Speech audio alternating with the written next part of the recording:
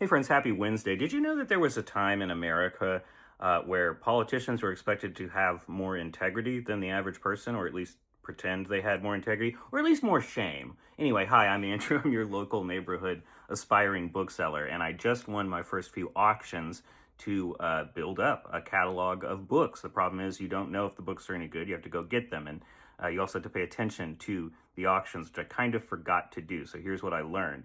I had bid on something that was just, I just kind of threw it away. I wasn't really, it was like $3. I wasn't worried about it. It was like a whole bookshelf full of books. And I lost the ones I was interested in, but I won this one and I forgot about it. And then I had to go get it.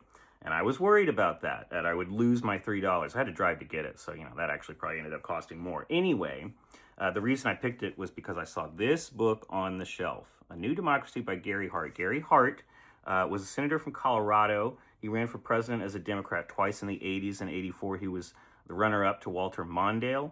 And then in 88, he was the front runner, but his campaign was derailed by allegations of sexual impropriety, of a extramarital affair.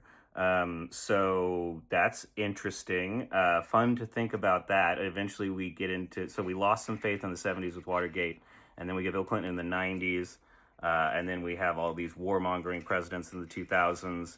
And then we have what we have today. Anyway, my question was, why would anyone keep this campaign manifesto from a failed candidate from so long ago? And I thought, well, you had to have been involved in the campaign where you really liked Gary Hart. And that means there's probably something more interesting to this edition than would be seen on the cover. And I was right, because inside there's all this tipped-in ephemera, all these extra bits. These are stickers.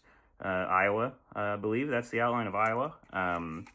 Don't know which campaign. I don't think there's a year on that. It is union printed.